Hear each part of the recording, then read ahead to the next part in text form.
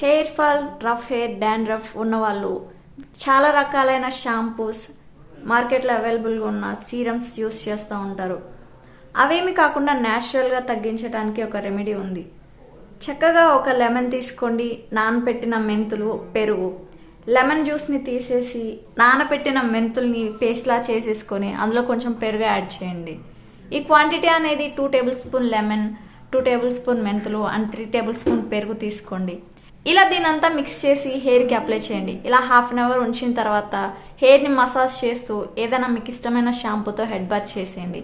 ఇంతే అండి, మీ hair fall తగ్గుతుంది, డాండ్రఫ్ తగ్గుతుంది, అలానే రఫ్గా ఉన్న హెయిర్ సాఫ్ట్ అవుతుంది. ఈ హెయిర్ మాస్క్ చేయడం చాలా ఈజీ కాబట్టి ఒకసారి ట్రై చేయండి. ఈ సమ్మర్ స్వెట్ వల్ల మన బాడీ స్కిన్ పైన సాల్ట్ ఫామ్ అవుతుంది, అలానే మంట కూడా వస్తుంది. ఇక దీనికి సొల్యూషన్ ఏంటని చాలా విధాలుగా ఆలోచించారా?